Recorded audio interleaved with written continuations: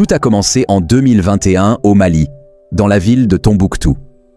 Halima Cissé, une jeune femme malienne de 25 ans, se rendait compte que sa grossesse n'était pas ordinaire. Dès les premiers mois, elle ressentait que quelque chose était différent. Les médecins locaux, après des échographies rudimentaires, avaient d'abord pensé qu'elle attendait des jumeaux, puis des triplés. Mais les surprises ne faisaient que commencer.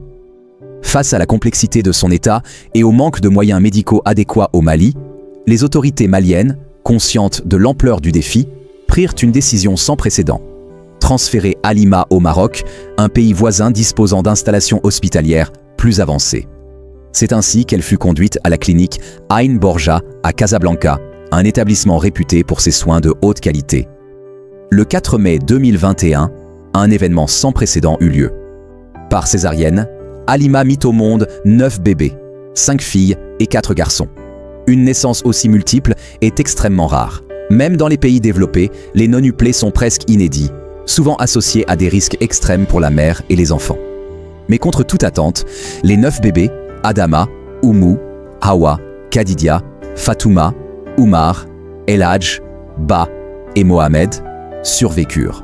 Le monde entier se précipita pour relayer cette nouvelle incroyable. Jamais, dans l'histoire moderne, 9 enfants issus d'une même grossesse n'avaient survécu ensemble après la naissance.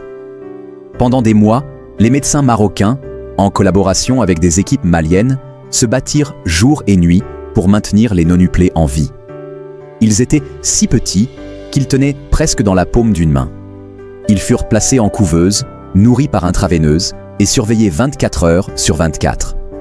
La maman, Halima, qui avait frôlé la mort lors de l'accouchement, passa également plusieurs semaines en soins intensifs. Son courage, sa patience et sa foi furent salués par toute l'Afrique et bien au-delà. Pendant plus d'1 an, Halima, son mari Abdelkader Harbi, officier de l'armée malienne, et leurs 9 miracles restèrent au Maroc, vivant pratiquement à l'hôpital. Les frais médicaux furent pris en charge par l'État malien, qui considérait ces enfants comme un trésor national. Enfin, en décembre 2022, après une année et demie d'angoisse, d'espoir et de soins intensifs, les médecins estimèrent que les bébés étaient assez forts pour rentrer chez eux. Le gouvernement malien organisa leur rapatriement comme une grande fête nationale. À leur arrivée à Bamako, une foule enthousiaste les accueillit comme des héros. Un logement spécial leur fut attribué, une grande maison équipée de tout ce dont ils auraient besoin: chambres, nurserie, espaces de jeu, soins médicaux réguliers. Le gouvernement malien continua d'assurer leur prise en charge, offrant des allocations spéciales pour couvrir les coûts énormes liés à leur nourriture, leurs vêtements, leurs soins médicaux et bientôt leur éducation. Élever 9 enfants du même âge représente un défi titanesque. Pour Halima et Abdelkader, chaque jour ressemblait à une véritable épopée. Les nourrir? Il fallait prévoir des quantités industrielles de lait, de céréales, de couches. Les coucher? Une chorégraphie bien rodée avec l'aide de plusieurs assistantes maternelles. Chaque enfant avait sa propre personnalité. Adama, l'aînée, était curieuse et toujours en mouvement. Hawa, douce et calme, était considérée comme la petite maman du groupe. Oumar et Ba étaient des aventuriers en herbe, tandis que Mohamed, le plus petit, était très câlin. La maison n'était jamais silencieuse. Il y avait toujours des rires, des pleurs, des courses-poursuites dans les couloirs, des chamailleries, des réconciliations. Le père, Abdelkader, partageait son temps entre son travail militaire et ses responsabilités familiales.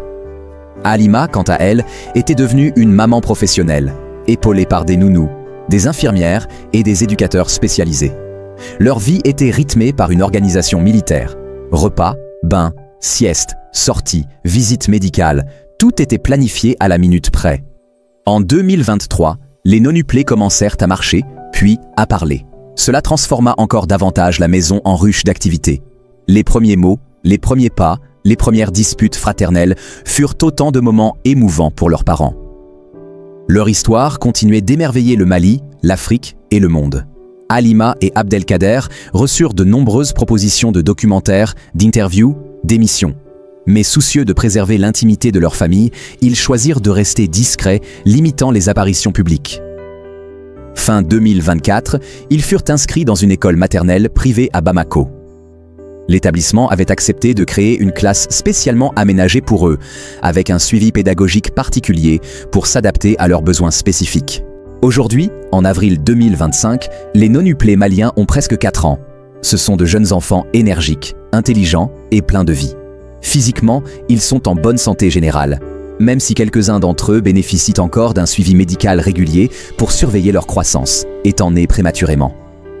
Ils parlent couramment le bambara et commencent à apprendre le français, langue officielle du Mali. À l'école, ils montrent une incroyable complicité entre eux, tout en affirmant peu à peu leur caractère individuel. Certains sont plus artistiques, d'autres plus sportifs ou studieux. La famille continue d'être soutenue par les autorités maliennes, bien que des discussions aient été engagées sur comment assurer leur autonomie financière dans les années à venir.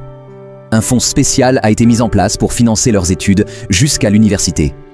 En 2025, alors que les non-UPLE maliens approchent doucement de leurs 4 ans, chacun d'eux commence déjà à révéler des traits de caractère bien distincts, dessinant une symphonie unique de 9 petites âmes.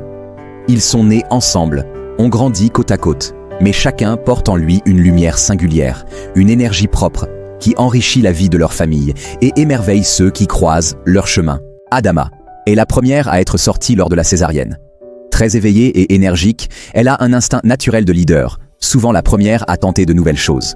Les autres frères et sœurs la suivent instinctivement. Elle adore chanter et raconter des histoires. À l'école, elle aime mener les jeux de rôle. Petite au départ, elle a bien rattrapé sa croissance. Elle aime jouer à « être la maman » avec ses petits frères. Oumou est la deuxième à naître. D'un tempérament posé, elle observe beaucoup avant d'agir, aime les moments tranquilles. Elle passe beaucoup de temps à créer de petites œuvres colorées. Légèrement fragile au début, problème digestif, mais stabilisée avec le temps. C'est la première à avoir fait des nuits complètes sans pleurer. Awa est née en 3e position. Très affectueuse et sensible aux émotions des autres. Elle vient consoler spontanément ses frères et sœurs. Elle montre une étonnante mémoire pour les histoires racontées et les chansons. Elle s'endort souvent en tenant la main d'un de ses frères. Kadidia est née en 4e position. Exploratrice dans l'âme, elle touche à tout, pose beaucoup de questions. Forte en puzzle et en jeux de construction. Très robuste pour son âge, une vraie pile électrique. Elle est célèbre dans la maison pour avoir démonté une lampe pour voir ce qu'il y avait dedans. Fatouma est née en 5e position. Un vrai petit clown, toujours prête à faire rire la famille. Très bonne en imitation et en théâtre de marionnettes. Très bonne santé, légèrement plus petite que ses sœurs mais vive. Elle invente des surnoms rigolos pour tout le monde. Oumar est né en 6e position. Sérieux pour son âge, il veille sur ses sœurs comme un petit grand frère. Forte en jeu de logique et adore construire des tours en Lego. Très bon poids et taille pour son âge. Il fait souvent des rondes dans la maison pour vérifier que tout va bien. El Hadj est né en 7e position. Tranquille, réfléchi, il aime s'asseoir à l'écart pour rêver ou jouer seul. Très bon en observation des détails, doué en dessin précis. Suivi pour un léger retard de langage, en train d'être comblé avec des spécialistes. Fasciné par les oiseaux, il rêve de voler. Ba est né en 8e position. Infatigable, toujours en mouvement. Très agile, rapide dans toutes les activités physiques. Excellente condition physique, très tonique. Il grimpe sur tout ce qu'il trouve et adore le football. Mohamed, né en 9e position et dernier. Le plus câlin du groupe, demande beaucoup de tendresse. Il développe une grande sensibilité musicale, reconnaît des mélodies dès les premières notes. Il était le plus petit à la naissance, mais il a fait des progrès incroyables. Il adore écouter des comptines et se blottir dans les bras de sa maman.